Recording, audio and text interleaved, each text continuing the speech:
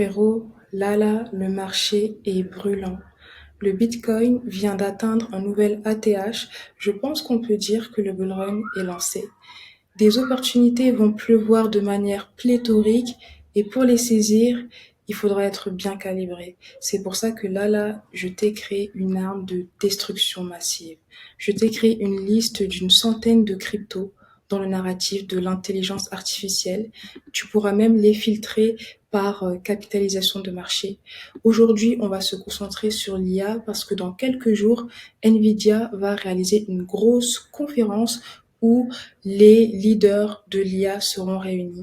Et parmi eux, il y aura plusieurs projets crypto qui seront sous les feux des projecteurs. Tu vois ce que je veux dire?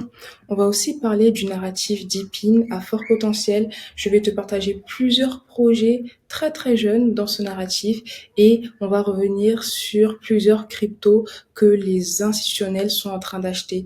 Il y a même une crypto que les institutionnels sont en train d'acheter 5 fois plus cher que son prix de marché. Ce qui se passe actuellement, c'est de la folie. Donc, si tu veux recevoir ce document de 100 cryptos dans le narratif de l'intelligence artificielle, tu peux t'abonner à la newsletter. Le lien sera en description et tu le recevras par mail. Et avant de commencer, on va tirer au sort ensemble les 2 grands gagnants du NFT de la collection 1000 merci que j'ai créé pour remercier toutes les personnes qui donnent de la force en partageant des commentaires sous les vidéos. Ça fait plaisir les refs. Merci pour la force. Donc, premier grand gagnant, félicitations à toi et merci pour la force. Deuxième grand gagnant, félicitations à toi et merci pour la force. Alors là, c'est très simple, frérot. Si tu veux pas t'abonner à la newsletter, tu pourras pas avoir le groupe Telegram. D'ailleurs, dans le groupe Telegram, je t'ai partagé plusieurs opportunités d'airdrop à faire gratuitement. Donc, je t'invite aussi à rejoindre la newsletter si tu veux avoir le lien du groupe Telegram. Ou sinon, frérot, tu fais comme tu veux. Donc, vous pouvez me contacter par mail avec une adresse ERC20 pour que je puisse vous envoyer le NFT. Maintenant, tu connais. Si tu connais pas, je suis ton gars sûr. Chaque semaine, on revient ensemble sur l'actualité la plus croustillante autour des crypto-monnaies. Si ce sont des sujets qui éveillent ta curiosité et ou te passionnent de manière incommensurable, tu sais ce qu'il te reste à faire. Maintenant, mets-toi en mode Zeppo, boisson sur le tech, et c'est parti, on commence. Ah ouais, mince, frérot, je suis un ouf, ton gars sûr, c'est un ouf. J'ai oublié de faire le petit disclaimer. Aujourd'hui, je le fais parce qu'on va potentiellement parler de projets très jeunes. Donc malheureusement, cette vidéo n'est pas destinée aux pleureuses. Pour investir en crypto, il faut avoir conscience des risques et il faut prendre les responsabilités de ses actions. Ceci étant dit, on peut passer à la suite.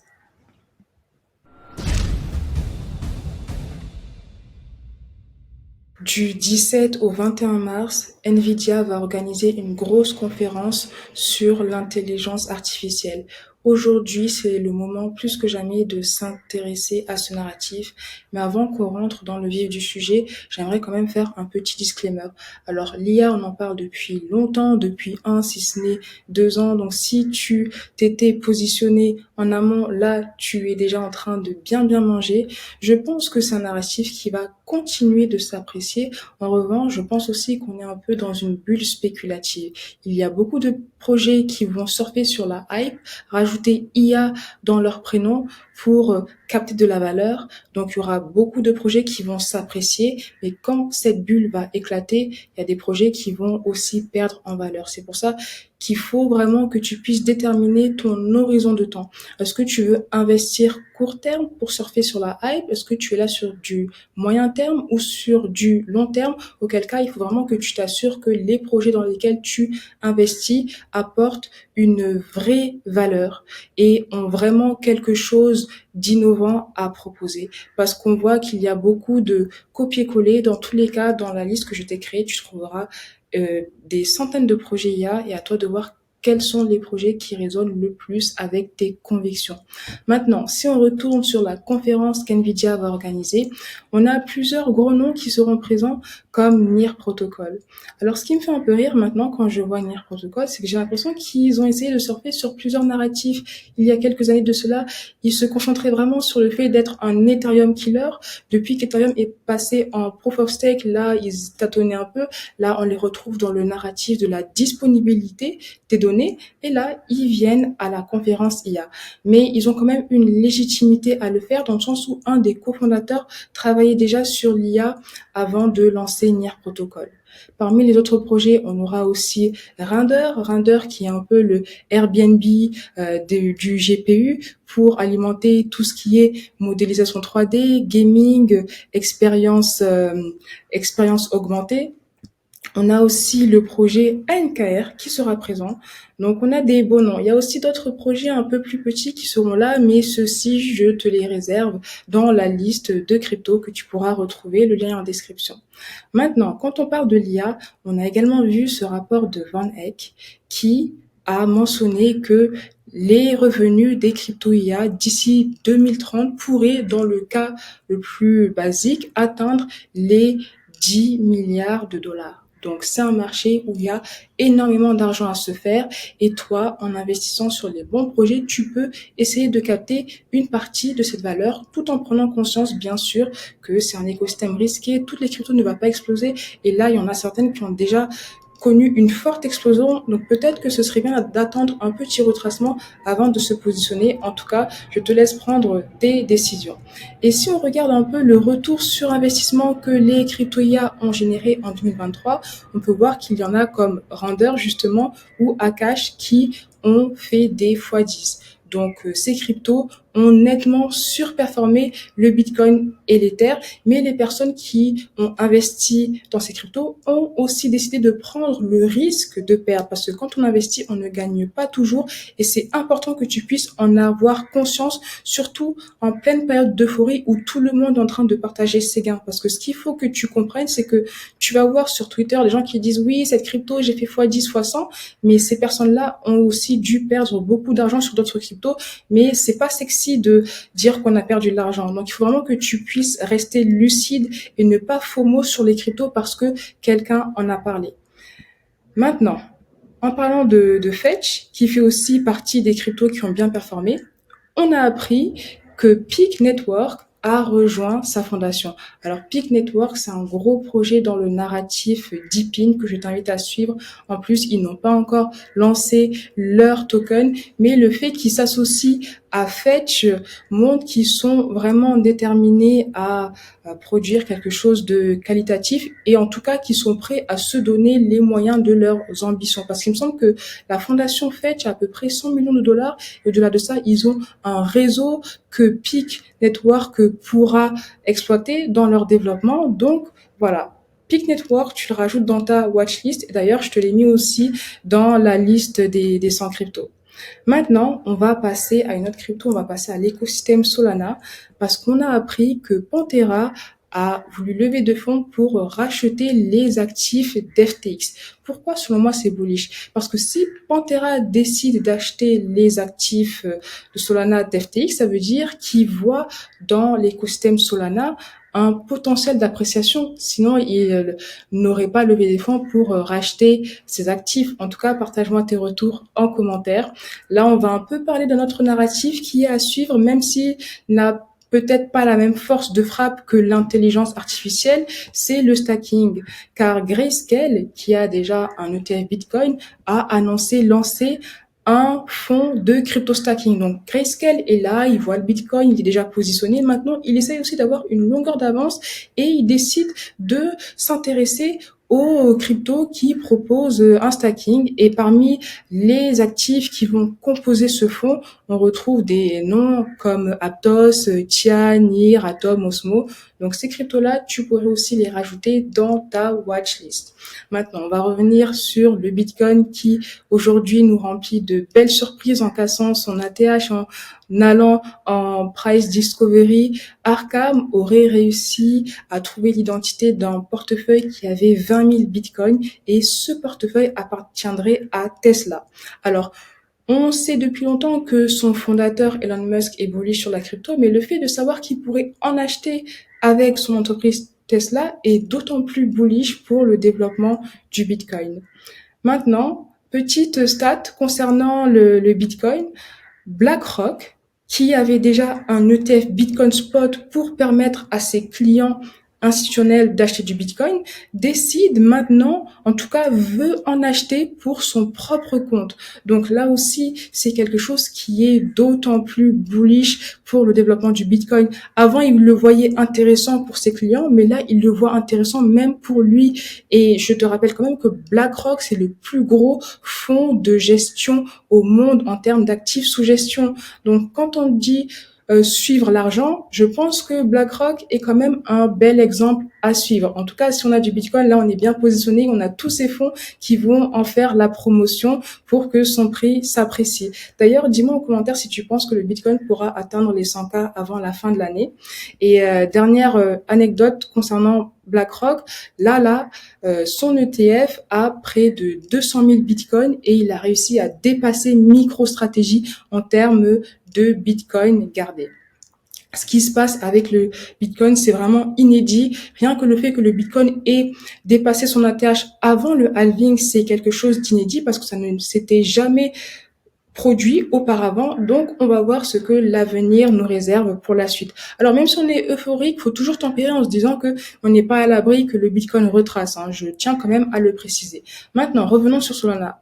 Tu te rappelles au début, je t'ai dit qu'il y avait des institutionnels qui achetaient une crypto plus cher que son prix de marché. Il s'agit justement de Solana. Donc Grayscale a aussi un produit financier sur le sol et on a pu voir que le sol se trade avec un premium de 873%. Alors que le sol tourne autour des $150, il y a des institutions qui en achètent pour 1412 $. Comment expliquer cela? Alors franchement, je sais pas, ça me surprend. Je pense que c'est de l'ignorance. Elle voit que Solana a l'air d'être un projet à fort potentiel. Elle décide d'en acheter, ignorant le vrai prix. Elle l'achète 10 fois plus cher. Ou peut-être que actuellement, Grayscale est un des seuls produits financiers qu'elles peuvent acheter au vu de leur capacité parce qu'elles ne veulent pas acheter en spot. En tout cas, je pense que c'est quand même bullish sur le développement de l'écosystème. Tu vois une institution qui achète du sol à 10 fois son prix, ça veut dire aussi qu'elles y croient et qu'elles peuvent se faire de l'argent sur le sol. Donc, en tout cas, partage-moi ton avis en commentaire. Maintenant, avant de passer à la liste de crypto IA, je voulais quand même te partager ce partenariat qui est très très bullish pour l'adoption massive. On a Revolut qui fait un partenariat avec MetaMask pour permettre à ses utilisateurs d'alimenter leur compte MetaMask directement depuis l'application Revolut. Alors, tu sais que pour l'adoption massive, on a besoin de ces ponts entre le Web 2 et le Web 3, même si, à titre personnel, je n'achèterai pas du tout de crypto sur Revolut, sachant que Revolut, c'est une plateforme centralisée. Le fait que Revolut essaye justement de s'aligner avec les fondamentaux du Web 3, ou du moins créer un pont avec, c'est quelque chose de très réjouissant et de très encourageant pour le développement des cryptos. Maintenant, on va rapidement passer en revue la liste de projets crypto IA. Donc, je pourrais pas passer sur les 100 projets, parce que sinon cette vidéo durerait plus de 24 heures. Mais si tu veux, je pourrais refaire une vidéo où on déterminera 3 projets et j'irai en profondeur dans ces 3 projets-là. Donc là, on se trouve sur la liste des cryptos. Je les ai catégorisés par taille de capitalisation de marché, si jamais tu veux les filtrer ici. Alors, je t'ai mis une petite description aidée par ChatGPT et Root Data parce que sans crypto, ça fait beaucoup. D'ailleurs, je n'ai même pas pu toutes les faire. Donc, c'est un document qui sera mis à jour au cours du temps. Alors, parmi elles, on a le projet Bit'nSource, c'est un gros projet qui a déjà une forte capitalisation de marché. Je pense qu'il va quand même s'apprécier. Il n'a pas fini sa hausse. Par contre, si tu veux avoir du levier et prendre un peu plus de risques, tu pourrais t'intéresser aux cryptos qui s'inscrivent dans l'écosystème de Bit'nSource comme le Tatsu ou le Taopal. Dans tous les cas, il y en aura dans le document. Je t'ai aussi remis le projet Render. Pareil, Render, c'est une grosse capitalisation de marché, mais la proposition de valeur, est pertinente et je pense aussi qu'il va continuer sa hausse. Là, il me semble même qu'il est en price discovery. Donc, je te l'ai dit, les cryptos actuellement sont vraiment en feu. Là, en un mois, il a fait, quoi que ça va, hein. Il a que, entre guillemets, fait un x2, presque x3. Ça va, mais là, tu vois qu'il est quand même, il a dépassé son ATH, donc il est en price discovery. Ça montre aussi la hype qu'il y a autour du projet.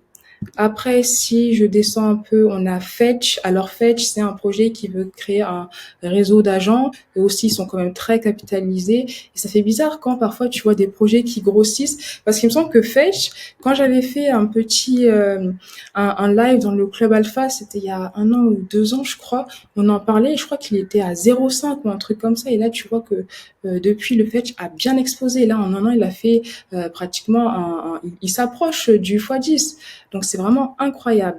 Après, on a IO, gros projet dans le narratif des GPU décentralisés.